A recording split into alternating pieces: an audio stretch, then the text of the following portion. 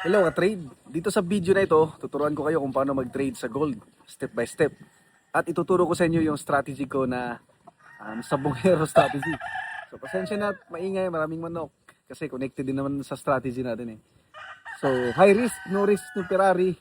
Malaki yung risk pero pag nag-profit naman, times 2, times 3, or times 5 naman.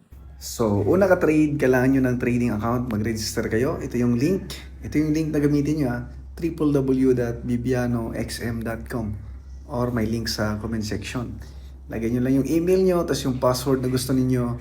Tapos dito sa partner code, doon nyo kalimutang ilagay ang Bibiano Forex. Check mo yan, tapos click mo yung register. Kapag naka-register ka na, ilagin mo yung account mo. Tapos i-verify mo yung account mo, yung email mo, tapos mag-upload ka ng mga IDs at proof of address. Katulad na utility bills, ganyan. Kung wala ka nun, pwede barangay clearance. Tapos punta ka dito sa taas, matapos new account, real account. So kailangan mo ng MT5. Ito, select mo yung MT5, tapos continue. Okay, so kailangan mong gawin to ha, kasi yung default na account mo, standard. Huwag tong standard, mataas yung spread niyan.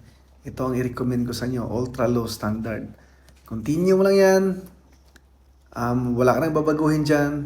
Dito lang sa partner code, ilagay mo ulit ang Bibiano Forex. Lagay mo lagi yan ka-trade kapag mag-open ka ng additional account. Check mo lang yan, tapos continue para magkaroon ka ng MT5 account. Ang sunod mong gagawin ay i-download ang MetaTrader 5 app sa App Store o kaya sa Play Store.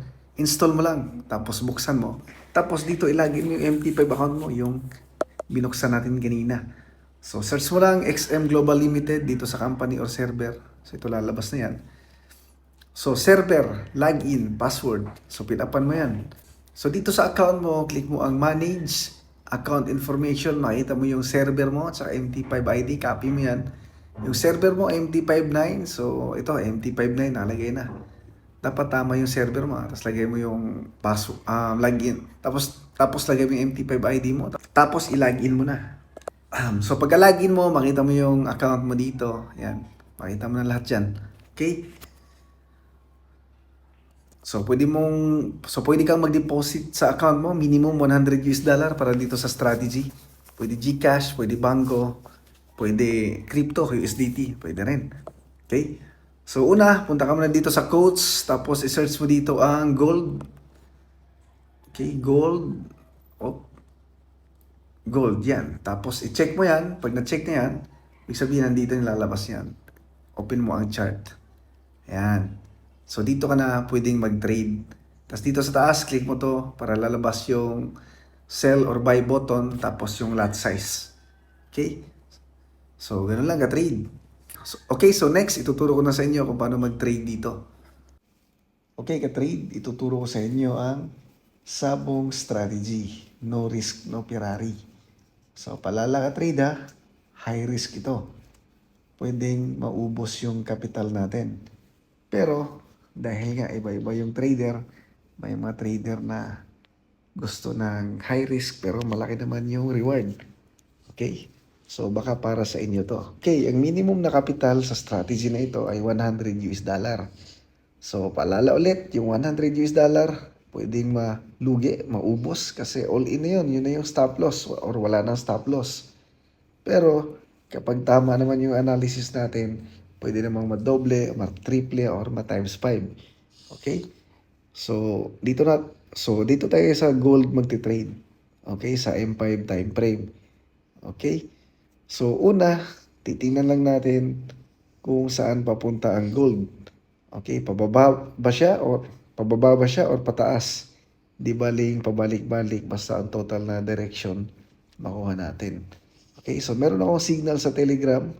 Mag-PM lang kayo sa akin para ma-join ko kayo. Nagsisend ako ng signal at analysis para dagdag sa ating win rate. Okay. Sample, ang analysis ko ay mag-sell. Okay. So dahil ang capital ko ay $2,000, okay, ang lot size ko ay 0.2. Pero kapag $100 yung lot, yung balance mo, 0.01 yung lot size mo.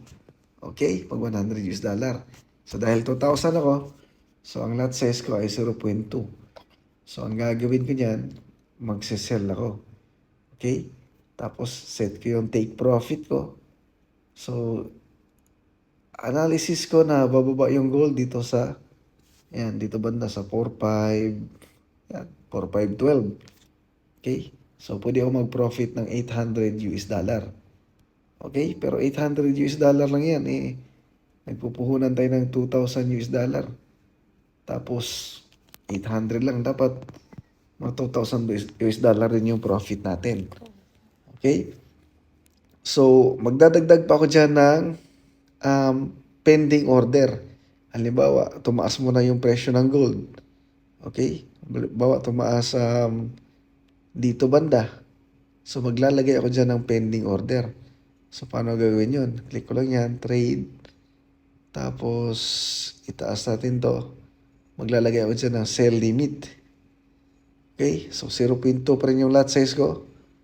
Dahil yung capital ko ay 2,000 US dollar. Okay? So, paano pag tumaas pa rin yung gold hanggang dito? Okay? So, maglalagay rin ako dyan ng pending order ulit. Okay? Trade. Sell limit. Okay? So, dito banda. Place. Okay? So, kapag tumaas yung gold dito, okay, dalawa na yung trade ko. Tapos, pag TP rin yan hanggang dito. So, 900 US dollar plus yung isang entry natin na 800. So, nasa mga 17 US dollar. Pero pag umangit pa rin yung gold dito at na-hit yung pangatlong sell order natin at pag-TP, so nasa 17 plus 11, so mga 28 US dollar. So magandang profit na rin yan. Okay? Kapag tumaas pa siya. Paano pag hindi tumaas, hindi na ma-hit tong pending order na to? So, ibig sabihin, kapag hindi na tumaas, dumiretso na pababa, so maganda yung analysis natin. Possible na tama yung analysis natin, didiretso na siya hanggang dito sa baba. So, makita natin ngayon, yung sell natin nagpo-profit. So, maglalagay rin tayo ng pending order dito. Okay? Na sell stop. Okay? Dahil naka-sell tayo, tapos nasa taas pa yung presyo, sell stop ang tawag doon. Kasi nasa baba siya ng presyo. Okay? Saan ba yung sell stop natin? So, dito natin ilalagay yung sell stop natin. Okay? Yan. So, ibig sabihin, pag baba yung presyo dyan, ma-open yung sell trade natin. So, magkano yung possible na kitain natin kapag dumiretso dito? So, nasa mga 500 US dollar. Plus yung 800 US dollar, yung itong unang trade. So, mga 1,3 US dollar yung possible. So, paano pag dumiretso pa rin siya? Ibig sabihin, maganda yung analysis natin. Tama talaga na bababa pa siya. Bababa sa papunta dun sa TP natin. So, magdadagdag pa rin tayo dito ng pending order na sell stop. Okay? Tingnan natin. Dagdag pa tayo dito. Okay? Sell stop. Yan. So, magkano to? Pag nag-TP. Ay, puwing. Hindi. Pag nag-TP yan, mga 400 US dollar. Okay, so halimbawa, yung unang trade natin, ito, pag nag-TP, 800. Pag ito, nag-TP, sabihin 600, 1,4, plus 400, 1,8. So, 1,8 US dollar kapag dumiretso na pababa. So, pag dumiretso pa talaga, nakita natin na okay talaga, bumababa siya. So, dagdagan pa natin yung sell trade natin. Okay? Kasi ibig sabihin, tama yung analysis natin eh. Okay, sell stop ulit. Last na sell stop. Yan, para maabot ng 2,000 US dollar. Mahigit or madoble yung capital natin. Okay? So, lagyan natin dyan last sell stop. Okay. So, magkano yan? Lagyan natin ang TP natin para ma-close lahat pag dumating dyan. 280 US dollar. So, yan na lahat. Unang trade, 800. 580, apply natin 600. 1,4, 1,830, 2,000, 2,001. So, ayan. Madoble yung capital ko kapag nakuha natin yung takbo ng gold na bababa siya. So, paano malugi yung kapital natin or masunog, matalo? So, pag dumiretso sa pataas, example ngayon, dumiretso sa pataas, magkano yung maging SL? Ito, 400 na agad. Pag dumating dito, 500 na. Plus ito, mahit din yan. Magkano yung maging SL niyan? Pagdating dito, mga 500, 1,000. So, ito pa, mahit din yung dumating rin dito. Mga 1,500 na dito banda. So, ibig sabihin, pag tumaas yung price ng gold dito banda, ayan. So, lugi or matalo yung 2,000 US dollar natin. Pero pag magre-ranging lang sa dyan, hindi lang dumating doon sa 4,592, tapos biglang bumagsak pababa.